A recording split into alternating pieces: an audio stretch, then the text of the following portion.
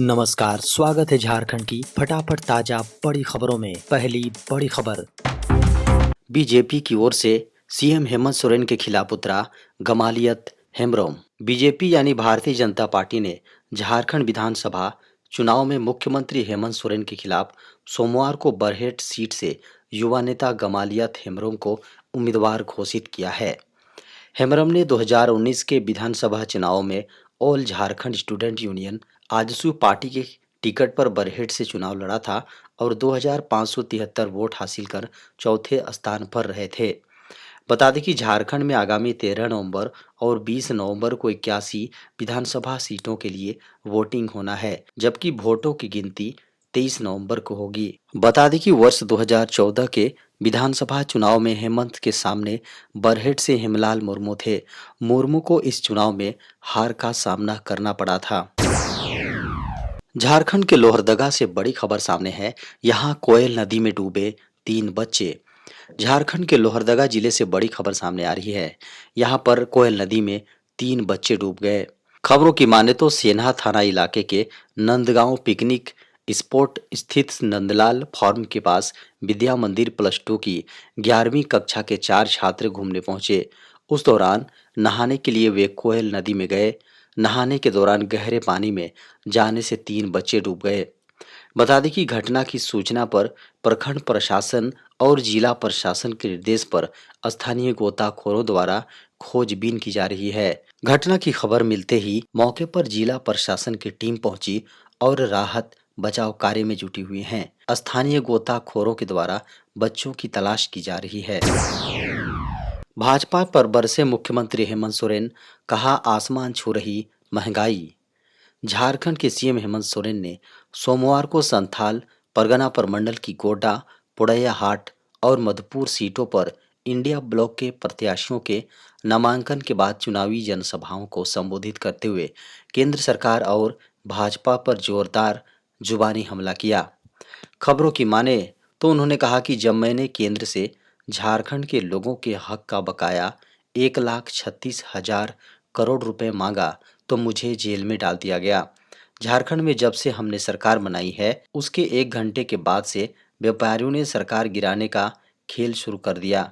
उनके षड्यंत्रों से बचते हुए हमारी हमारी सरकार ने 5 साल पूरा किए। उन्होंने एक्स पर भी लिखा और कहा, हम केंद्र सरकार से राज्य का बकाया 1,36,000 करोड़ रुपए मांगने गए तो उन्होंने हमें जेल में डाल दिया। ये लोग आपको भी डराएगा, धमकी देगा, जब नहीं सकेगा तो आपको जेल में डाल देगा।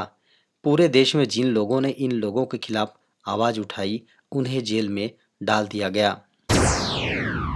देश में 2025 से शुरू हो जाएगी जनगणना।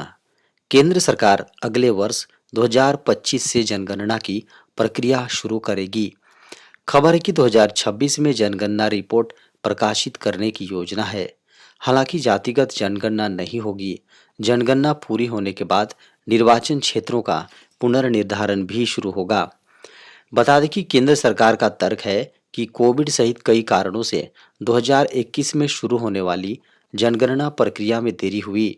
वर्तमान में 2011 की जनगणना रिपोर्ट के आंकड़ों का ही उपयोग किया जा रहा है। विपक्ष ने जनगणना प्रक्रिया जल्द शुरू करने और जातिगत जनगणना कराने की मांग तेज कर दी थी। आखिर अब खबरें आ रही हैं कि प्रक्रिया जल्द ही शुरू होगी। बता दें कि संकेत है कि अगले साल डेटा संग्रह शुरू करने की तैयारी पूरी हो चुकी है। 2026 में जनगणना रिपोर्ट प्रकाशित की जाएगी। हालांकि इस बार भी जातिगत जनगणना नहीं होगी। हमेशा की तरह जनगणना फॉर्म में केवल व्यक्तियों और परिवारों के नाम, धर्म और अनुसूचित जाति, अनुसूचित जनजाति की जानकारी दर्ज करने के लिए ही कॉलम होंगे। बीजेपी ने सोमवार को जारी की झारखंड विधानसभा चुनाव के लिए दूसरी सूची। भाजपा ने सोमवार को झारखंड विधानसभा चुनाव के लिए दूसरी सूची जारी कर दी है। इसमें मुख्यमंत्री हेमंत सोरेन के खिलाफ बरहेट सीट से गमलियात हेम्ब्रोम को उम्मीदवार बनाया गया है।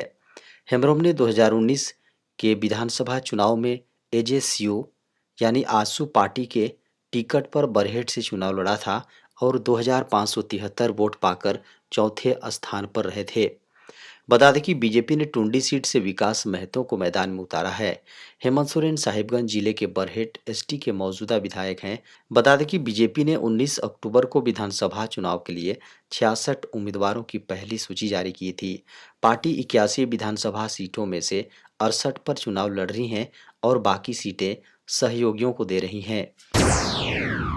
दिवाली के त्योहारों पर झारखंड में मात्र 2 घंटे पटाखे जलाने की होगी इजाजत। देश में प्रदूषण को देखते हुए सरकारें सतर्क हो गई हैं। प्रदूषण को बढ़ावा देने वाले कारणों पर लगाम लगाने के लिए हर संभव प्रयास किए जा रहे हैं। खबर है कि झारखंड राज्य प्रदूषण नियंत्रण बोर्ड ने आगामी त्योहारों के लिए आतिशबाजी पर कड़े नियम लागू किए हैं। इसका उद्देश्य ध्वनि प्रदूषण समेत वायु प्रदूषण पर लगाम लगाना है। इसी के साथ दिवाली, छठ पर्व, गुरु पर्व के दौरान आतिशबाजी जलाने के लिए टाइमिंग निर्धारित कर दी गई है। बता दें कि दिवाली, छठ पर्व, गुरु पर्व के दौरान अब केवल 2 घंटे ही आतिशबाजी की इजाज़त होगी। क्रिसमस और नए वर्ष के जश्न के लिए समय सीमा और भी कम कर दी गई है, जिसमें कि मात्र 35 मिनट तक ही आतिशबाजी की इजाज़त होगी। बता दें कि इसके साथ ही दिवाली पर आतिशबाजी रात 8 बजे से रात 10 बजे तक की जा सकेगी। ईपीएफओ कर्मचारियों के लिए बड़ी खुशखबरी। दिवाली से पहले मिली ये खबर। दिवाली नज़दीक आते ही कर्मचारियों के लिए खुशखबरी आ गई है। एक बार फिर ईपीएफओ में बेसिक सैलरी 21,000 रुपये करने की खबरें आने लगी हैं। बताया जा रहा है कि हाल में हुई बैठक में प्रोविडेंट फंड ऑर्गेनाइजेशन न्यूनतम सैलरी बढ़ाने जा रहा है। हालांकि अभी तक इसकी घोषणा नहीं की गई है। बता दें कि अभी तक 15,000 रुपये बेसिक सैलरी के हिसाब से पीएफ कटता है।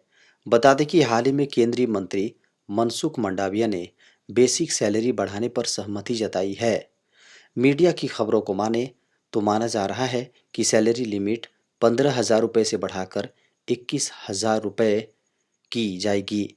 इस निर्णय से प्राइवेट सेक्टर में काम करने वाले कर्मचारियों की पेंशन और ईपीएफ अंशदान में वृद्धि होगी।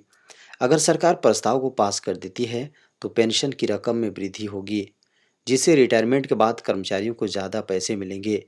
इसके अलावा सैलरी लिमिट बढ़ने से ज़्यादा कर्मचारी इसके दायरे में आएंगे।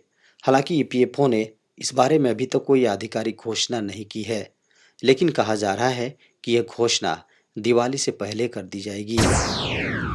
धनतेरस से पहले सोना 400 रुपये गिरकर हुआ 81,100 रुपये प्रति 10 ग्राम।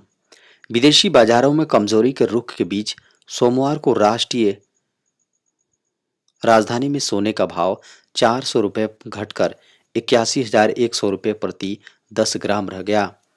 बता दें कि अखिल भारतीय सर्राफा संघ के अनुसार 99.9% और 99.5% शुद्धता वाली इस बहुमूल्य धातु ने शनिवार को क्रमशः 81,500 रुपये और 81,100 रुपये प्रति 10 ग्राम का सर्वकालिक स्तर हासिल कर लिया था। हालांकि चांदी 99,500 रुपये प्रति किलोग्राम पर स्थिर रही। सोमवार को 99.5% शुद्धता वाला सोना 400 रुपये घटकर 80,700 रुपये प्रति 10 ग्राम रह गया। कारोबारियों ने कहा है कि वैश्विक बाजारों में सुस्ती के रुख के बीच स्थानीय बाजारों में आभूषण विक्रेताओं और स्टॉकिस्टों की मांग कम होने से सोने की कीमतों में गिरावट आई। इस बीच मल्टी कमोडिटी एक्सचेंज पर वायदा कारोबार में दिसंबर डिलीवरी सोना अनुबंध की कीमत 312 रुपये यानी 0.4% की गिरावट के साथ 78,220 रुपये प्रति 10 ग्राम रह गई। 1 नवंबर से एलपीजी की कीमत को लेकर होगा बड़ा बदलाव। बता दें कि अगले महीने की पहली तारीख यानी 1 नवंबर से आम आदमी से जुड़ी कई चीज़ों में बदलाव होने जा रहा है। इसमें एलपीजी की कीमतों से लेकर म्यूचुअल फंड तक के नियम शामिल हैं। बता दें कि आमतौर पर हर महीने की 1 तारीख को सरकार एलपीजी के दाम में बदलाव करती है।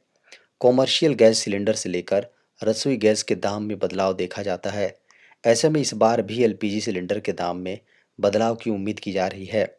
अक्टूबर में कॉमर्शियल एलपीजी गैस सिलेंडर के दाम बढ़े थे, जबकि घरेलू एलपीजी सिलेंडर की कीमतों में कोई बदलाव नहीं किया गया।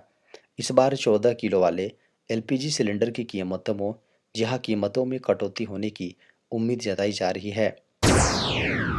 बीएसएनएल, जियो, वीआई, एयरटेल यूजर्स के लिए खुशखबरी, सस्ते हो सकते हैं रिचार्ज प्लान। रिलायंस जियो, भारती एयरटेल और वोडाफोन आइडिया जैसे प्रमुख निजी दूरसंचार ऑपरेटरों ने हाल ही में जुलाई 2024 से प्रभावी नए प्रीपेड और पोस्टपेड प्लान पेश किए हैं। दूरसंचार ऑपरेटर 5G टेक्नोलॉजी में सेवाओं और निवेश के विस्तार का समर्थन करने के लिए टैरिफ वृद्धि पर जोर दे रहे हैं। हाल ही में टैरिफ वृद्धि के कारण सरकारी स्वामित्व वाली दूरसंचार प्रदाता बीएनएसएल, जी हां, बीएसएनएल की ओर से जाने वाले ग्राहकों की संख्या में वृद्धि हुई है। मीडिया की खबरों को माने तो निजी दूरसंचार उद्योग इस क्षेत्र पर सरकार के आगामी निर्णयों के अधीन हाल ही में की गई मूल्य वृद्धि पर पुनर्विचार कर सकता है। दूरसंचार ऑपरेटरों का प्रतिनिधित्व करने वाले एक व्यापार संघ, cellular operators association of India यानी COAI ने सरकार से दूरसंचार ऑपरेटरों पर लगाए गए लाइसेंस शुल्क को कम करने का आग्रह किया है। सरकार वर्तमान में दूरसंचार ऑपरेटरों द्वारा उत्पन्न समायोजित सकल राजस्व यानी AGR के 8% पर लाइसेंस शुल्क लगाती है। COAI एक संशोधित लाइसेंस शुल्क संरचना के लिए जोर दे रहा है, जो दर को कुल राजस्व के 0.5% से 1% तक कम कर देगा।